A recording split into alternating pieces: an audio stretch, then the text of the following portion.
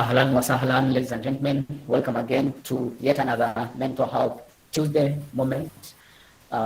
With me will be your moderator, Mohamed Ali Machausa from SambaSports Youth Agenda, giving you this space so that we are able to discuss matters affecting our mental health, so that we may find ways of coping with situations around us and situations that are affecting the people that we love. With me will be Professor Dr. Halimu Shauri, yet again, who gave an amazing presentation last week around the sociology of bitterness, which we all commented on. And we requested him that today he takes us through the sociology of grieving. So welcome aboard, everyone. Feel free. This is a safe space. And everybody is allowed to express themselves. If you need to say something, you may raise your hand and be given an opportunity, or you may use the call chat and write a question or your opinion. Welcome, everyone. Sorry. Without much ado, let us acknowledge the power of the Almighty God. Almighty God, we invite you to this session. Thank you very much for yet another opportunity of having this meeting. We ask of you that you be with us and make it meaningful, so that whatever we shall learn from here, may it strengthen us and may it be purposely affecting positively the people around us. Thank you very much. Prof, welcome. Just to say hi before we ask the participants if they have any suggestion before you go on with your presentation. Prof.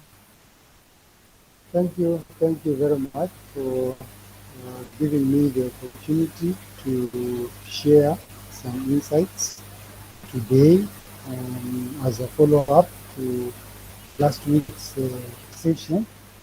I'm really excited to be here, and I am Professor Halimu Shauri.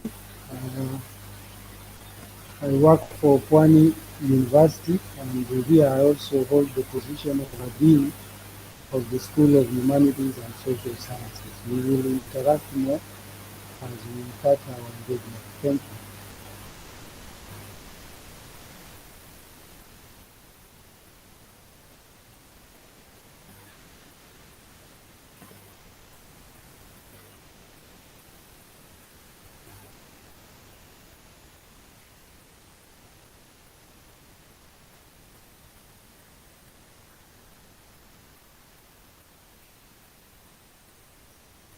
Minute. Hi, Prof. Sorry, I was resetting. I was told my... Prof. Yes, I can hear you. Okay, I was told my voice was a bit blurred, so I had to reset. I hope it's clearer now. Yeah, it's very clear. Okay, maybe before Prof goes, anyone with any opinion around grieving or any issue that they want to share before Prof goes on with the presentation, something that may aid or may assist in understanding the sociology of grieving, or maybe something you need the Prof to touch on as he does his presentation. Anyone? You can write on the call chat, or you may raise your hand. Nuri, your hand is up. Thank you so much, Mohammed. From my end, I think I just want to understand a few things. For us, I think in our African and also gender cultures, there is a way that we look at grieving in so many other areas, and I'd love that if Professor today would break it down, because in some instances we tend to go deep into our cultural and also traditional practices when someone is grieving, and most of the times that does not help them, especially for the widows and others who go through such a grieving period where some are forced into to isolated into darkness and so many other aspects. So if Professor will go around that and defining all these traditional practices and also breaking them down to understand, are they harmful, and if so, how do we break them? Thank you. Thank you very much, Nuri. I'm sure Prof has taken note of that. Anybody else?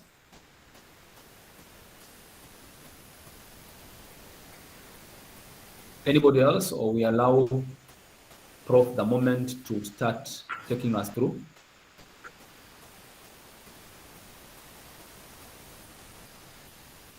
Well then, Prof, the platform is yours.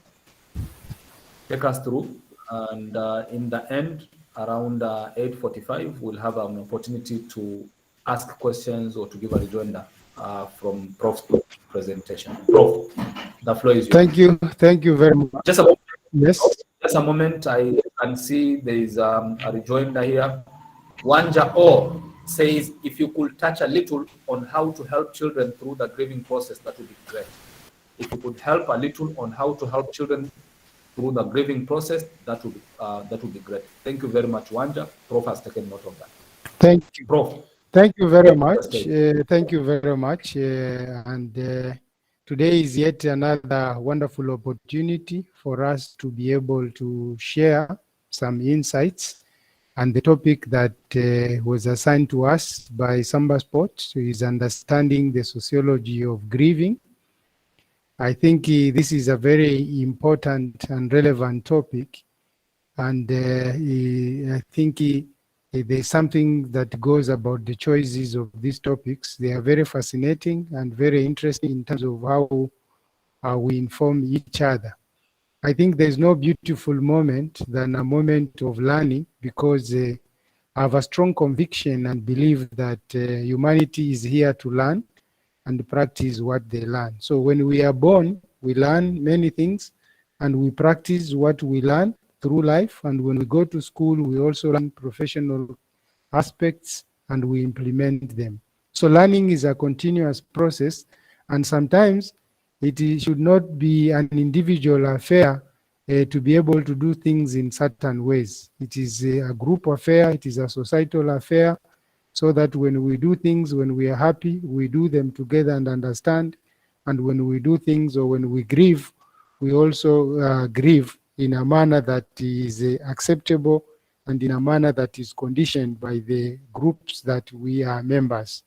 So I feel privileged today to continue slightly the discussion that we had last week. If I can just remind members that this topic was born by another topic on sociology of bitterness that we tried to tackle last week. And within the mitigation measures, we realized that when people are bitter, when people are hurting, they also grieve. And therefore, it was important to look at the whole topic of sociology of grieving. So before we begin into the deeper discussions on sociology of grieving, I would want once again to appreciate SambaSport for creating the platform and space for us to be able to engage virtually with regard to these topical issues. And I start by defining so that we are all on the same page as we move from beginning to the end, because communication always begins with an understanding of basic concepts, basic terms or terminologies and what they mean. And for us today, the biggest terminology that we need to understand is grieving. And actually, when we talk of grieving, we are actually talking of an emotion, because actually sociology of grieving falls within the bigger sociology of emotions. So grieving is an emotional feeling, or it is a feeling if you want, but of intense sorrow, because there are certain feelings of happiness, but this one is a feeling of not just sorrow, but intense sorrow. And this intense sorrow is normally attributed to a loss. When we go or when we get a loss, and we'll define this loss, then we tend to grieve, or we go into an emotional process of sorrow. So grieving is actually a mental suffering, if you want, or it is actually a distress over affliction, over a loss. And this is very sharp, it's very deep, and it is very painful regret.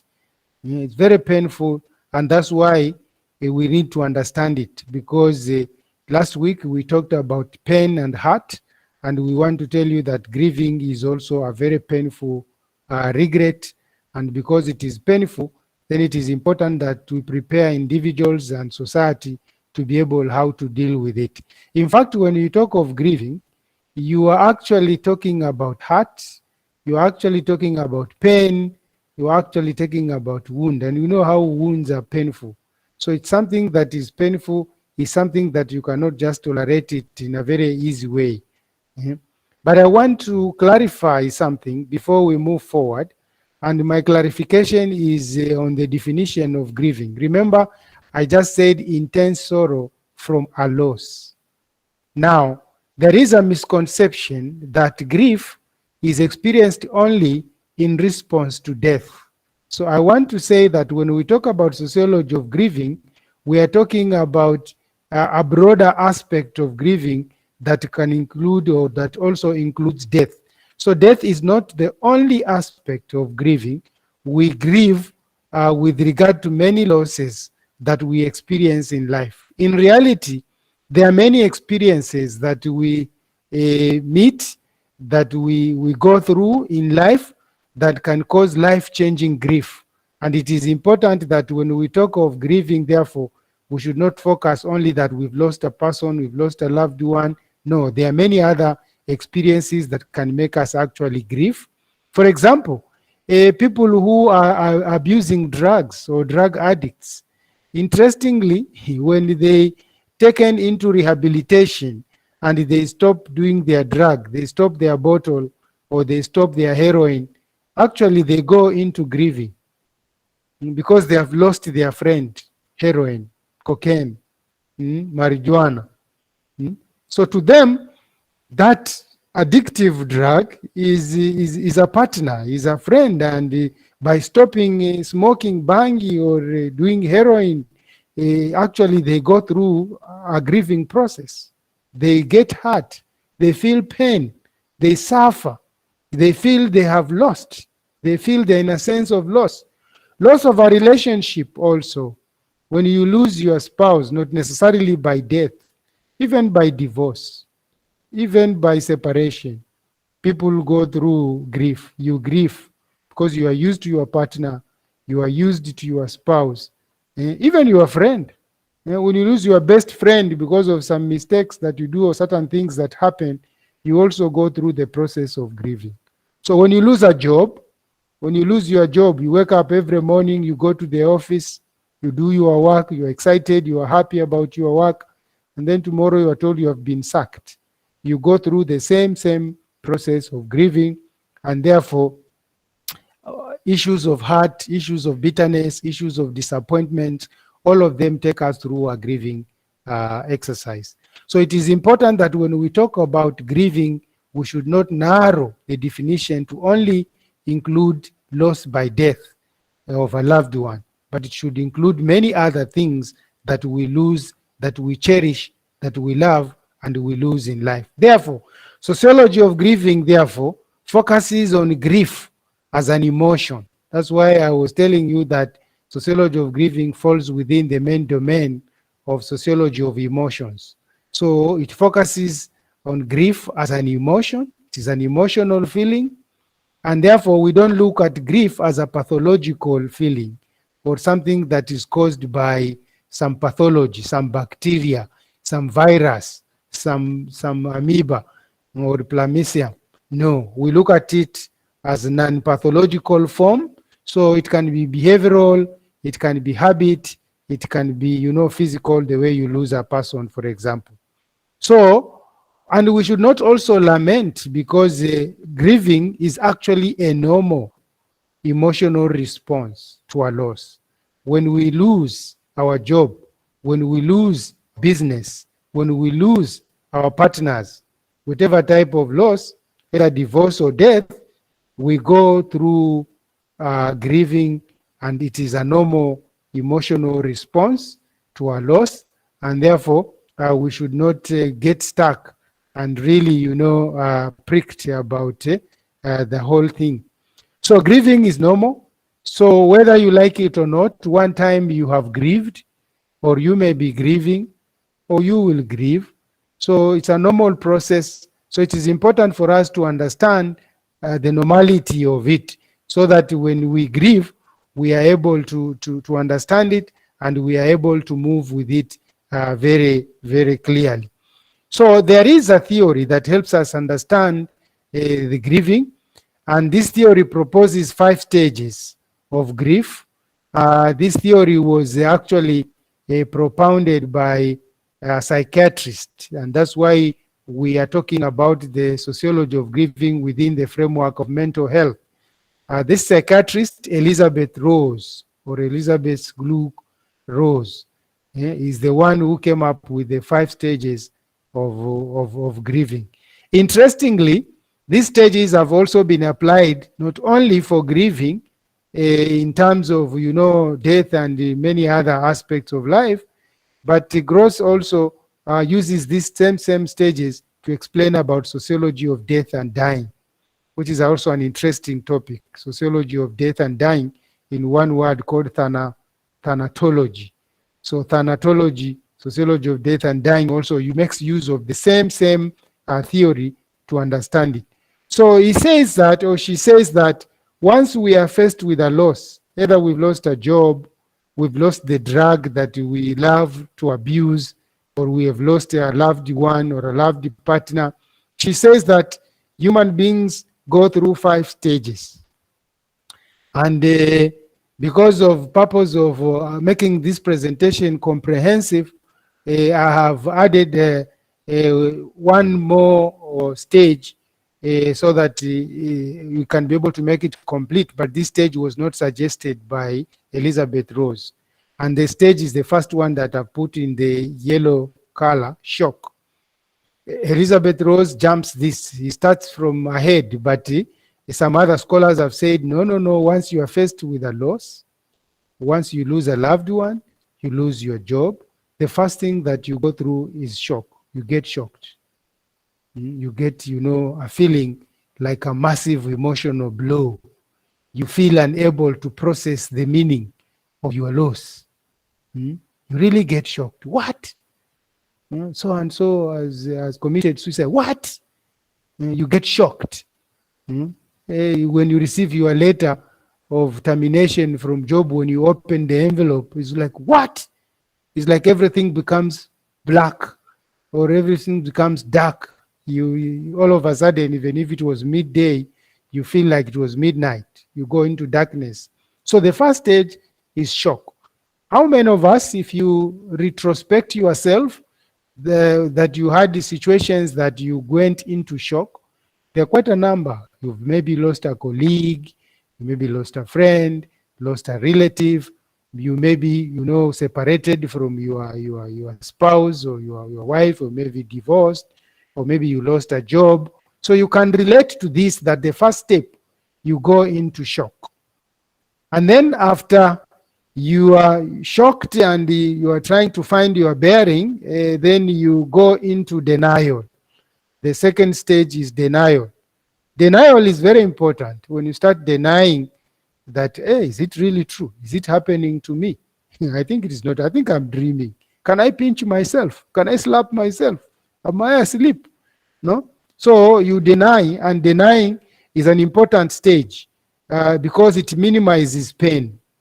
So denial is there to help us minimize pain as we process the reality of loss, as we come to terms with the loss of a loved one, with the loss of our job, with the hurt that we go through that loss. We need to come to terms, we need to balance. So denial is a very good stage because it guards against being overwhelmed by our emotions, where people really get, to be overwhelmed by their emotions. So denial is a stage that helps us, cushion us, It is like shock absorber. You're trying to absorb the shock as where you get to understand the reality. So Elizabeth Rose actually herself begins from denial, that when you lose somebody, you begin straight from denial. But other scholars have said, no, no, no, no, no. You get shocked first, and then after dealing with the shock, as you make meaning of the loss, then now you go into denial. But immediately after denial, you jump into a very serious stage that I put it in red because we discussed about it last week, anger. Anger is a common mechanism for adjustment. You want to adjust to a loss. You want to adjust to extreme emotional discomfort. You are really emotionally disturbed, emotionally confused. So it is a form of adaptation. It's a form of adjustment into the loss or into the discomfort that comes with the loss. It is actually an outlet for our emotions. So you are angry. Sometimes you lost your wife, or you divorced, or you separated, or you lost a loved one, or you going into a difficult situation and you are hurt, you lost your job, but you vent to other people who are not even related to what you are doing. You vent to the children, for example. You find people beating children actually with simple mistakes, beating children very badly because of this anger. You release this anger on somebody else. But this is a stage which you need to watch. You need to watch, because when you are angry, your behavior dispositions also can disadvantage you. Disadvantage you in a manner that it can lead you to isolation. Because now if you are very angry, people cannot come close to you. And remember, when you are in a situation of a loss, you need others so that they can be able to comfort you. You need others so that they can give you the social support and the social network that you need to be able to heal, to be able to come to terms with reality. But when you are angry, therefore, you push people away, and people are like, hey, you can't go near that person. So you can lose the comfort that you need, can help you to begin the healing process. You can also lose the connection and also the reassurance that, don't worry, things are like this. I've also had a similar situation before. I've also had a friend who has gone through the same painful situation before. So relax, my friend. There is life after this. So this comfort, this reassurance, you may lose it if you are angry. So you must be able to be very careful or cognizant of the fact that anger is part of the stages, but anger also has ramifications that you need to guard so that you don't lose the support that you need through the healing process. Then she says that when you pass the stage of anger, you go into another stage. She calls it bargaining. You start bargaining. And this is actually a desperation to do with anything to avoid the pain that you are going through. The pain of loss is very deep, is very painful, is very sharp, and you become desperate. And when you are desperate, you start bargaining. For example, you can bargain with your creator. You can bargain with Almighty. Oh God, I will change my ways if you fix this problem. Or I will now, pray every day. I will spend my time in church or in the mosque to just worship you if you heal me from this disease. Or if you make me, be reconsidered at my workplace. So when you are experiencing a loss, even a loss of your own health, if you are diagnosed with a terminal disease, it leads you also into the grieving process, where you bargain that now when you get cured, you will not be drinking alcohol anymore, or you will not be smoking bangi anymore, or you will not be preying on other people's children, or you will not steal anymore if you're a thief. So you bargain. You look for a power that is beyond yourself, and you want to bargain for reprieve. You want to bargain for mercy. It's a disparate stage where you are looking for support from none other than the Almighty, so that you can be able to survive. The worst of the stages is depression. If you don't survive the bargaining, and you don't survive the adaptation that reduces your pain, you may sink slowly to depression. And depression is a very serious mental health problem. By depression means you are most likely to pull inward yourself in terms of the sadness that grows inside you. You become sad. You become very weak. You pull inside. You withdraw. You retreat. You become less sociable. You get very weak in terms of reaching out. You can't reach out to other people. You reach out less. This is a natural stage of grief. Whether you like it or not, you pass through depression. Some people go into serious depressions that they need professional help to come out. Some go into depressions that they can be able to manage and they pull out on themselves. Some get family support. Some get support from friends. Some get support from professional groups like Alcoholics Anonymous and other groups that help people who sink into depression. I want also to mention that depression is the worst and the longest.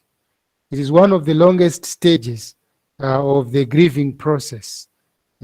So you have to be very careful to not to sink into depression. I always say you guard, even if you are going through the grieving process, through shock, through denial, anger, and bargaining, but you should be very careful to guard against depression, because when you sink into depression, it has very difficult implications. The implication is you can take too long. Some people can take 6 to 8 weeks to come out of depression, but I can assure you, depression can take you 6 to 4 years to come out of depression. So if you can struggle with depression for 4 years, that one will cut you out from many things, many productive life activities, many personal development activities. And I want to also say that the problem of depression is affecting many people, and especially many, many women. When you visit professional clinics for dealing with counseling and handling cases of depression, you find there are more women in these clinics than men. Maybe men find a way of venting out and dishing it out on other people. But the good news is that you can make it, and you can make it with the last stage, which is acceptance. Here, you come to terms with reality. You accept the loss. I've lost my job. Well and good. Let me look for something else to do. I lost my partner. Let me now, this happens. Let me move forward and marry again, or let me look forward and, keep myself busy this way or that way. So you accept the reality. But the fact that you have accepted the reality does not mean that you have lost the pain. No, you still feel the pain, but we no longer resist reality of loss. You accept that, yes, you have lost your job. We accept that, yes, you have lost your relationship. We accept that, yes, you have lost your loved one through death or whatever other means. But you feel the pain, but you are in your senses. You say that, yeah, indeed, I've lost my job or I've lost my loved one. Here, you are still sad and you are still regretful. You are still sad. Sadness is still with you. You're still regretting. But the good news is that denial, you are no longer in denial, because now you are in the reality. You have accepted. You are no longer bargaining. You are dealing with the reality that, yes, you are dealing with the death of a loved one. That, yes, you are dealing with the loss of your job. And of course, anger is no longer there. Anger is also gone. So once you reach the stage of acceptance, then quite a number of phases, you shade them off. Shock, you are no longer shocked. Denial, you are no longer denying the reality because you have accepted. Anger, you are no longer angry. Bargaining, you are no longer bargaining for what? Depression, you are also getting out of it. Why should you be depressed? And now you have accepted. Now you've seen the reality. Now you start recovering from your depression. And when you reach this stage, then you are in a successful path towards healing and recovery. But I want to caution that people grieve differently. Not all of us grieve the same way. Apart from people grieving differently, somebody raised the question of what about children? How do we help children grieve? The grieving process is the same. Even children go into shock. Even children go into denial. They go into anger. They go into bargaining and depression. They can be suffering serious depression. And of course, finally, with the help of the family, help of the spouse, parents, and of course themselves, having realized the reality of the loss, then they also accept. So we grieve differently.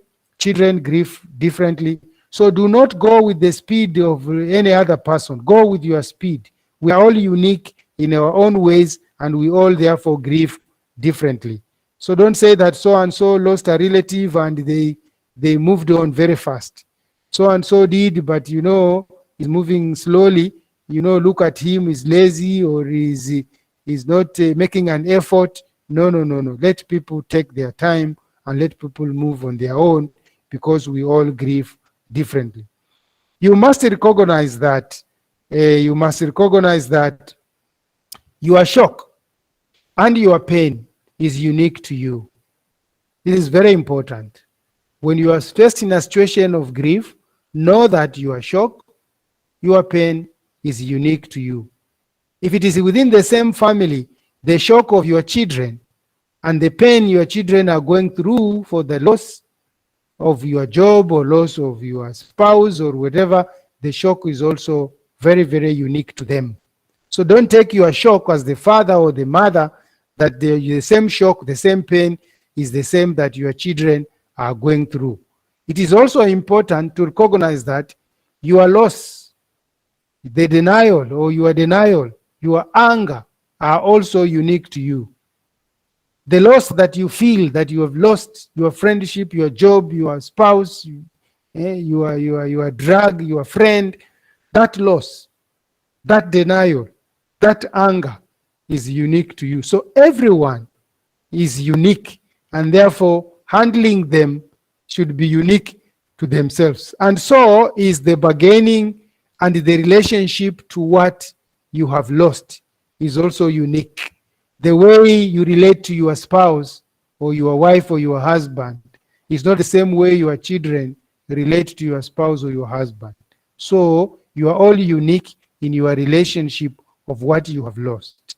When you lose a job, the grieving process that you'll go through as the husband who has lost the job will not be the same as the one that your wife will go through.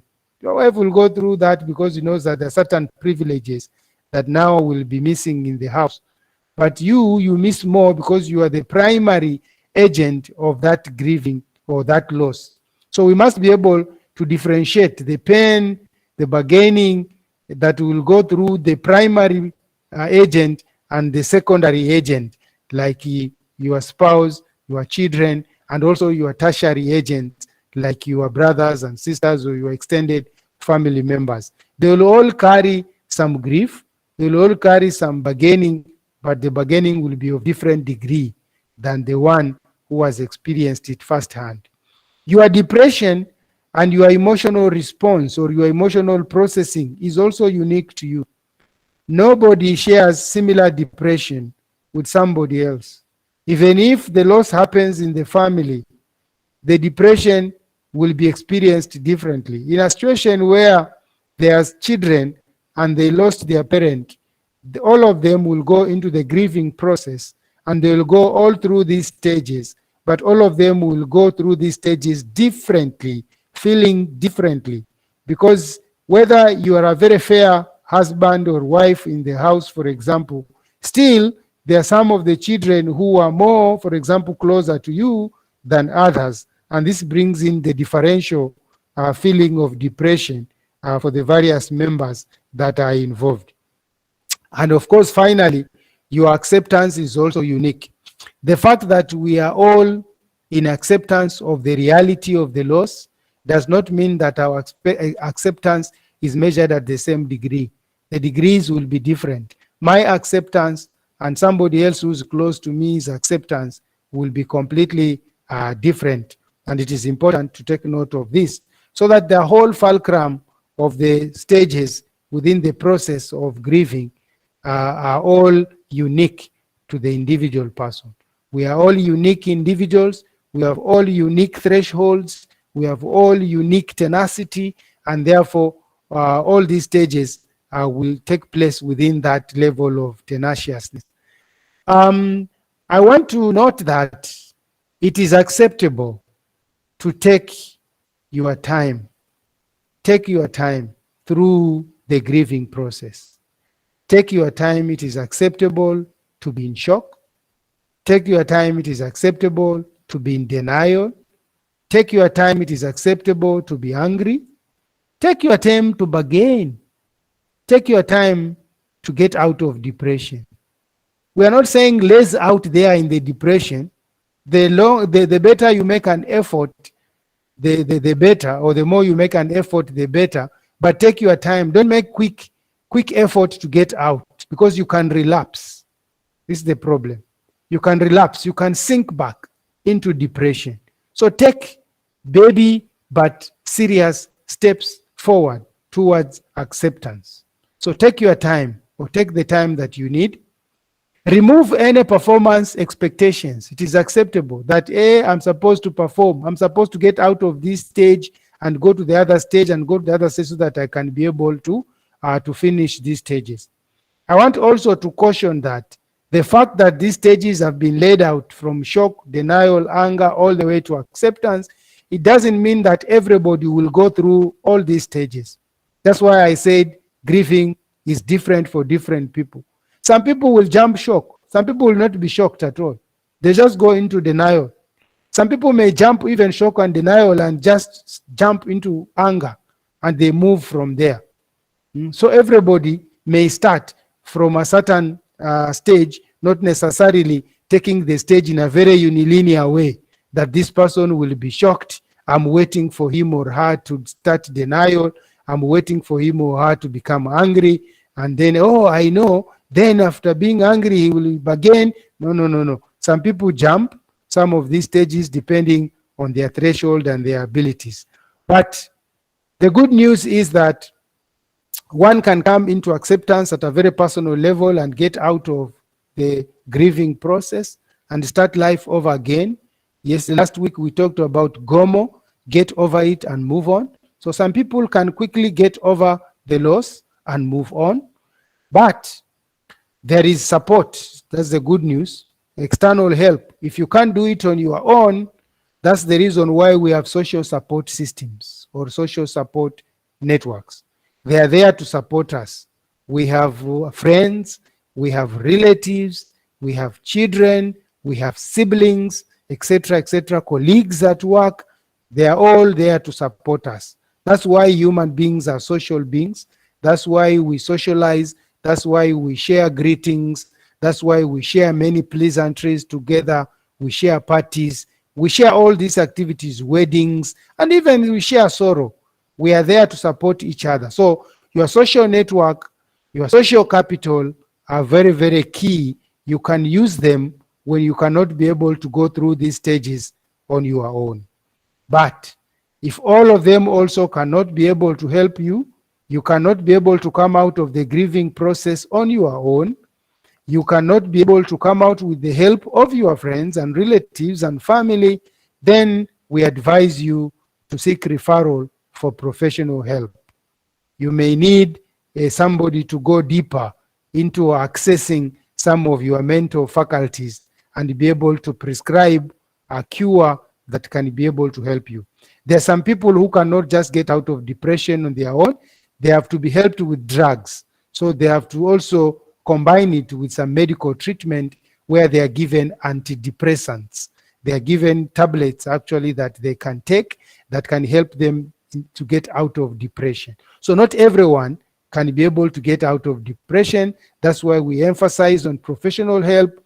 There are quite a number of a category of people who can provide this professional help to help us grieve. In terms of psychiatrists, they are there. The fact that you are sent to a psychiatrist, I've had this challenge for many people. And I think it is important here because somebody talked about traditional practices. And these traditional practices actually sometimes treat mental health as something out of the norm, that people who go through these mental challenges, then they may be bewitched. So their solution is not actually in the grieving process, but their solution is somewhere else. They have to go to a witch doctor. They have to go to somebody to play some dance for them, to really dance and exorcise some evil spirits. If that will make you better, go dance. Because what we want is you to have good health.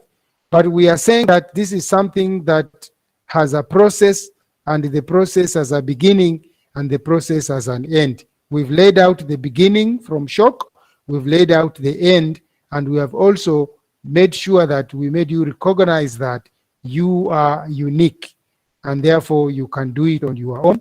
But if you can't do it on your own, rely much more on your social networks.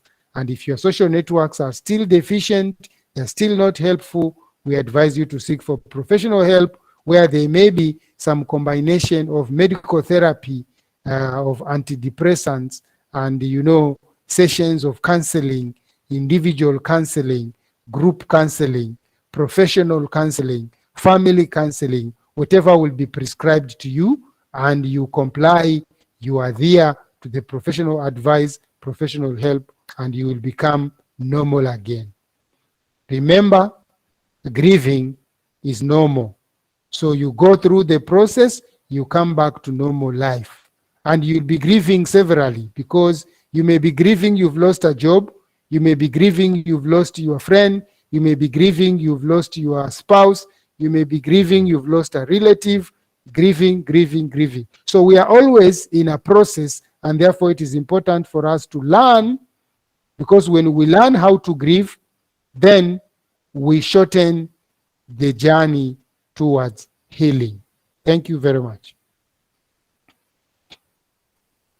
Back to you, Mohammed. Thank you very much, Prof. That was very insightful.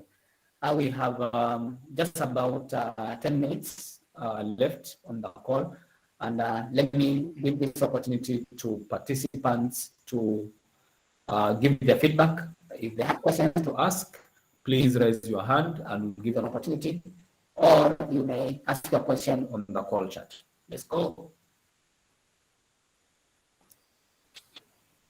Anybody who wants to ask a question to give a agenda to the presentation? Maisha says learning a lot, alhamdulillah. Hamza Musa says great talk, Prof. Thanks a lot. Abakar Folks saying thank you, Prof. May God bless you. Any more reactions, any questions? Please come forward.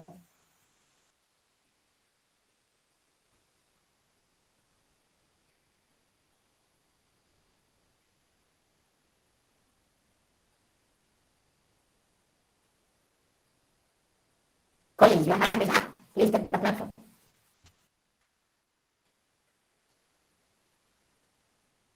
Yes, Mr. Matausa. Thank Daktari for the good presentation. I have two questions. Number one, is grieving good for an individual? And for how long should we grieve? Thank you. And in a double tragedy, how should one for example, some years back, I lost my parents, I lost my uncle, and then I went to that stage of denial. And in fact, I burned all their pictures when grieving. Today, I'm also in the process of grieving because I can't have the memories that I lost with them by burning those pictures, and I'm still grieving up to date. Is there a way forward that can help me to stop the grief that I'm still undergoing? Thank you. Thank you very much. And first, I want to say that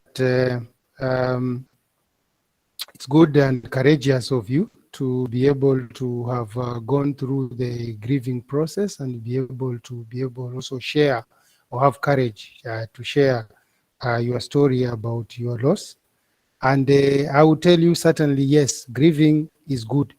You must grieve. If you don't grieve, then you are destroying yourself because you have to let the process flow. So it was not bad for you to be angry. Definitely, being angry, we said, is a challenge. You became over angry, and you burnt all the photos. But that was one of the consequences of your anger. But at least today you can be able to reflect back and know that actually, when you started burning those pictures, you are actually on the stage of anger. You are angry. Why is this happening to me? I don't want to see the memories of all these people I burned. But now you've realized that you needed those memories also later in life, and you want to come to terms with it, but you cannot be able to now retrieve those photos because you already burned them. So in a situation of double tragedy, how do you handle it? I will just tell you, it's the amount of pain that will be double or triple for that matter, because you've had people who have gone for a wedding, for example, who've gone for I don't know, a funeral, and then you hear the whole family has perished. Maybe one or two people have remained from that family. They have lost three. There's a time family lost six and only left one child. So you can imagine the trauma. You can imagine the pain. So the pain is multiplied by 6. So that can have implication in terms of the grieving process. In terms of the amount of shock, it will not be the same as losing one person. In terms of the amount of anger, the bargaining, all these, the depression will be sixfold if you lose 6 people. If it is double, it will be double fold. So it really requires a lot of energy to pull through. But I want to tell you that even for yourself, hope is the greatest gift that you need to carry all through the grieving process. Thank you. Wow, thank you very much for that. Let me go to the call chat. Probably there are more insights. And Sema Abdallah says, thanks a lot. May God bless you. Joyce Jaffa says, thank you very much for making it so elaborate. Damina says, shukran, mimi sijui bado na grieve ama vipi. As a loss of my parents, my mom aliaga 15 years ago and dad about 7 years ago. Ila mimi bado nikizungumzia wazazi siwezi jizuia kulia, na hata nikiangalia picha zao ama memory ya kifo ikipop kwa FB timeline na watu wakisema pole, mimi hushinda na huzuni like it happened jana. That's Mama Damina. Maybe Prof, you can say something. Fadila Mamasare says, great presentation. We grieve to you. Thank you, Prof. Yeah, thank you very much. We will encourage the people who've shared that they're still grieving, the 2 of them, that grieving is normal, and we said take your time. The researched time frame is up to 4 years, but some people can do it even more than 4 years. So the average time is 4 years. So some people can do it even 10 years, can still continue grieving 10 years, but it is important that you come to a position of acceptance so that you can heal. It is important to accept so that you can be able to heal. So once you accept, then you will talk about your parents. You will not shed tears. You need to accept. So the 2 might not have reached yet the stage of acceptance. They might not have yet reached the stage of acceptance, despite the fact that it has taken a while for them to go through the grieving process. So take your time, but know that now that you need to accept, and all through these processes, you need to carry with you hope, because life is about hope. Nobody knows that there will be tomorrow, not even tomorrow, the next second. Nobody knows what the next second will bring. So we all live that we are hopeful that we'll see tomorrow. We are hopeful that we'll live to 70 or 100 years. We are all hopeful. So hope is the greatest supporter of human weakness, and we must be able to admit and carry with it wherever we go. Thank you. Wow, what a pleasure. Thank you very much, Professor Dr. Halimu Shauri. It's now 9 p.m. and as a norm, as a culture, we commit ourselves to 9 p.m., 8 to 9 p.m., that's 1 hour. So we may not be able to proceed after this.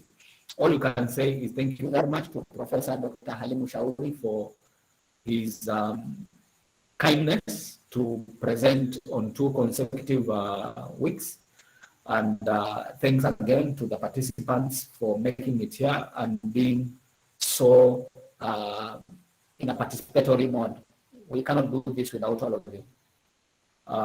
With all that, we wish to close, but we are looking to bring someone who's going to share, especially this moment of electoral campaigns and people who are being pulled to temptations to violence.